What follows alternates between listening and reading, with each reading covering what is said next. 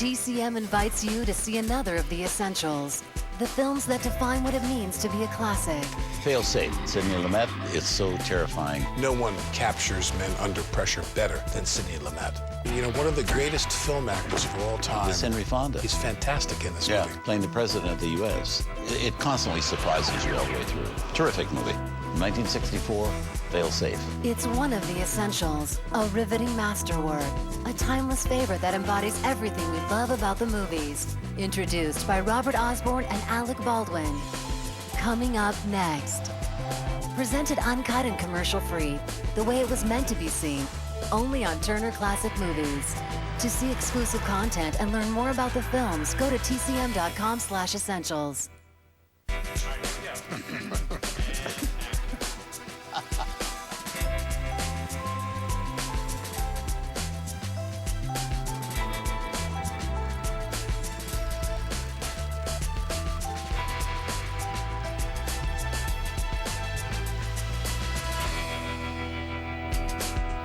Fail Safe, 1964. This is not a political thriller as much as it is a great horror story. Henry Fonda plays the President of the United States in this movie better than anybody. Nobody works a film better in confined quarters than Sidney Lumet. A really fantastic performance in this film by a young Larry Hagman.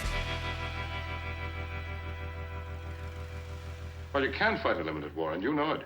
On my part, I'm not so sure. There's no such thing as a limited war anymore. Not with hydrogen bombs, there isn't. Once those bombs start to drop, you won't be able to limit a damn thing. Fail Safe, 1964. Always described as a political war thriller.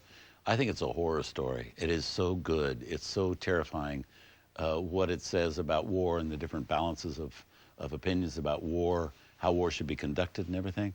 But so brilliantly directed by Sidney Lumet with this impeccable cast, wonderful actors, but at the really the head of it, the dominant head of it, although he's not literally the star of it, is Henry Fonda. Well, I think that, you know, I've seen written for forever and in many, many places that this film, the rap on this film is that it always suffers by comparison to Kubrick's film Strangelove, which was a, you know, far more ironic twist on the same idea of accidental nuclear holocaust or unintentional nuclear holocaust. And this is a very underappreciated film. Yeah. This comes during that ride from 1957, beginning with 12 Angry Men, of Lumet's most fertile period. I mean, he just goes on and does Anderson tapes and Serpico and Dog Day Afternoon. Long Days, Journey. Night. I mean, he does countless films during that period. And then even after that period, he's doing The Verdict, and he did Daniel with Timothy Hutton, one of my favorite films.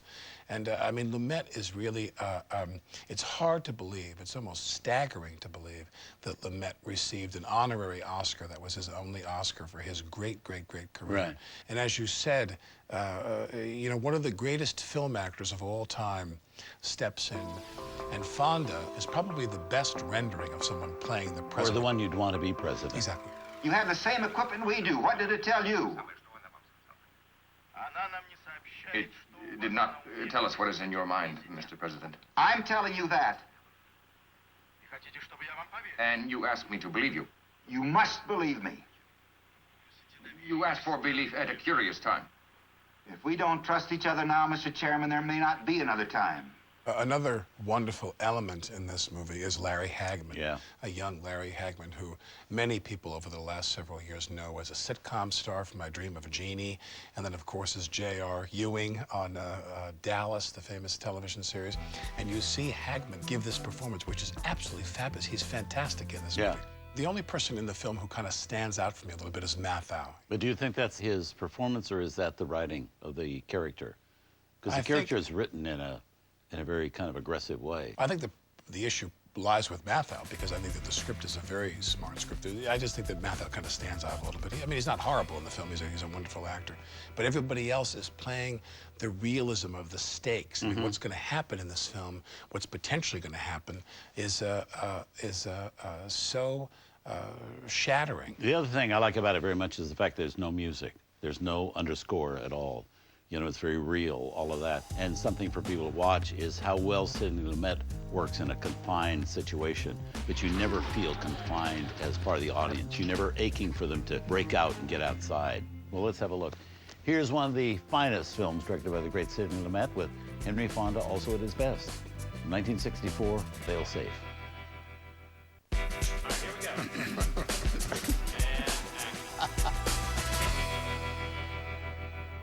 That's a horrific ending. I mean, wow, what an ending on a film. It's also very interesting to see Dom DeLuise in there being very serious, very, very serious. And also, we should also point out that Walter Matthau, this was 2 years before he did Fortune Cookie and actually began his comedic career on film. And one of my favorite movies, yeah, Fortune Cookie. Yeah. Talk about Fonda's career toward the last. Well, during part this of his period, he life. was actually going back to New York a lot and doing plays. He got good parts, but they were few and far between. He had a great part in The Boston Strangler, and of course he did Once Upon a Time in the West for Sergio Leone and all that. But he wasn't getting the great parts he had had in the Grapes of Wrath period, Lady Eve and all that when he was younger. So he stayed in training, and he did go back to New York a lot. You mentioned earlier the image of the bullfight at the top of the Right. film, which is explained at the tail end of the movie. It's this imagery that's in the mind of the Dan O'Hurley character. But I wanted to say, really, tip my hat to him, because that's a very moving performance. Yes. And a very realistic performance he gives. I mean, to do what he's asked to do Right. at the end of the film. And he's one of our really underrated actors, He too, is. Dan He's O'Hurley. wonderful He in was this always film. good. But again, this is a film that does suffer by comparison, because I guess people were far more in the mood to laugh. Well, yes, but I think it's great that we can see it now without Dr. Strangelove around to compare it to, because it came out the same year as Strangelove. That had come out earlier. Kubrick made sure it was released by the same company beforehand. Bad idea. So this was, the tail end. So after they've been laughing, they couldn't take the same story, basically, serious. And that's understandable. But now when we can see it kind of on its own, you say, wow, this is a terrific And movie. Fonda's fantastic. And also all of his scenes in that one room with no pictures on the wall, a stark room with one other actor, and dynamite. What a great movie, actually. Yeah, absolutely. Well, stay with us, because right now is a preview of next week's edition of The Essentials. City Lights is a silent film that overlaps the beginning of the sound era. Charlie Chaplin is film. He created it, refined it, and made it an art form. I just love Chaplin's use of his body. He had an inexhaustible energy. I do think this one, City Lights, is his best film. Charlie Chaplin's City Lights. That's next Saturday at 8 p.m. Eastern. You can find out more on our website, tcm.com. Thanks for joining us for The Essentials.